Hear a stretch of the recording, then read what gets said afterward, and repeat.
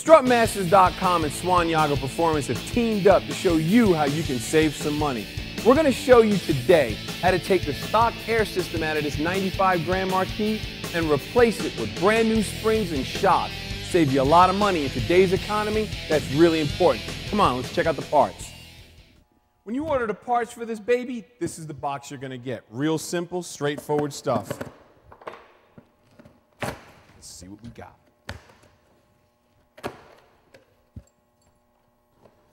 This kit comes complete with 2 shocks, because you got to have 2, 1 for each side, and 2 springs. These springs are stock replacement springs. Now, Strutmaster has these made per their specifications, and by the way, they are American made. They're powder-coated red, so they have lots of durability, and they don't rust right away. But this is the most important thing that you can have in this whole box, the instructions. Don't be that guy who knows everything and just, I don't need these. Read the instructions. It's important because there's safety tips. It's going to tell you what tools you need to have in order to do this job properly. So, let's get at it.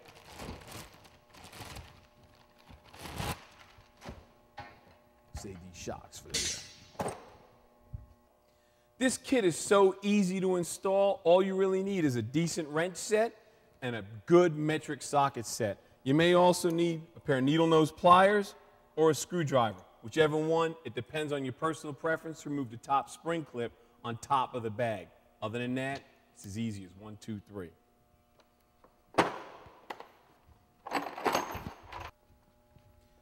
The first thing you want to do is loosen your lug nuts. And the reason why you want to do it with the weight on the vehicle is this way you can loosen them. Because what happens is if you jack it up first, the wheel may turn, then you're going to be putting it back on the ground or having someone hold the brakes to keep the wheel from turning. You break them loose, you're done.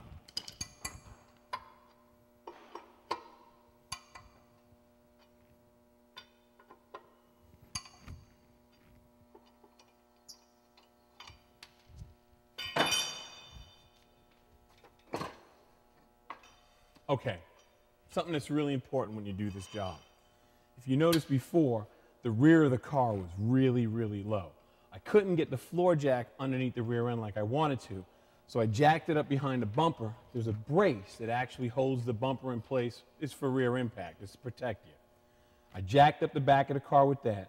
I had a smaller set of jack stands that I put underneath the frame rails when I got it high enough, which allowed me to get the rear end lifted up by the floor jack. It allowed me more room because now the back of the car is higher.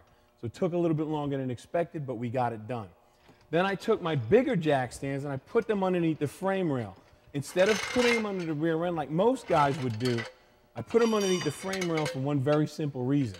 This rear end has to be able to hang down at the appropriate time so I can take the air springs out and the shock absorbers. And by not supporting the rear end like that, it will allow that to happen. Now, for safety reasons, I actually have the jack stands underneath the frame rails, and I left the floor jack under the rear end. That's strictly for safety. Just in case something happens, I've got 3 points holding the back of the car up. It's for my safety, and it's yours. Safety is the #1 priority when doing any kind of job on a car. All right, so we need to lower the rear end a little bit.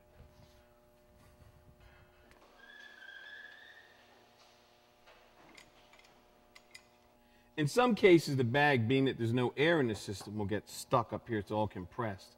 If you want to see what the bag looks like, just grab it. Pull it down. Wrestle with it a little bit. Like it's kicking my butt right now. Whoever thought a rubber bag would beat me up like this? Anyway. So all it does is just sit on top of the rear end. Some of them, if they've been gone into before, will just come up like this one has. Others is a metal retaining clip that'll just make the bag stretch out. Then you got to go up top to this pin right here. This spring clip that I'm pointing to is all that holds the bag in on the top. Now, for argument's sake, you can use a screwdriver and just hook it and pull it out. Or you can hook it with a pair of needle nose pliers and pull it out.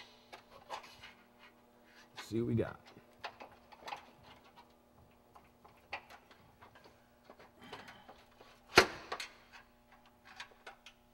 Now, to be honest with you, this could be the toughest part of the whole job, because sometimes these spring clips are a bit of a pain, and you don't need it. So it's okay if you break it if you're putting in the springs.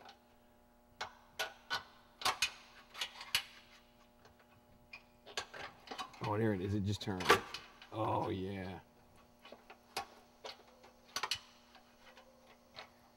I'm hitting something. I'm hitting my frame rail. Got to go from the other side. Got to push it out.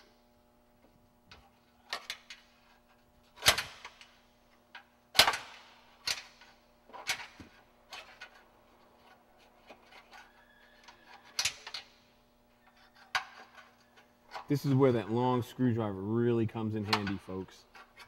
Matter of fact, I'm going to break out the long one. The Mac Daddy long screwdriver. If it fits.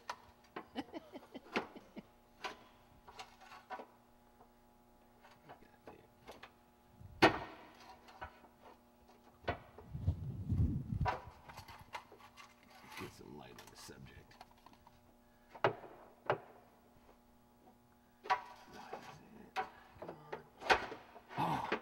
Almost.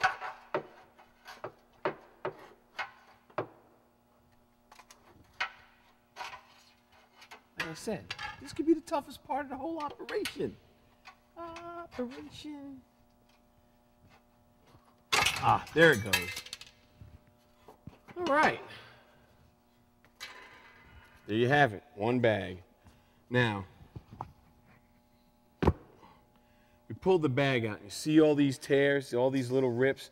That's from dry rot. That's what happens over years of just getting hot and cold, up and down.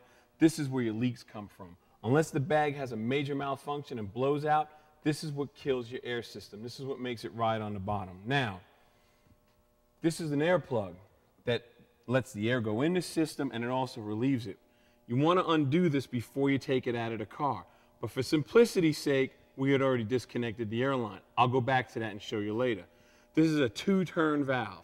You turn it once, it will release, and the air comes out of the system. Turn it one more time and pull it out, and that's how you disconnect the bag. It's real simple, it's real easy. You just got to take your time to get it out.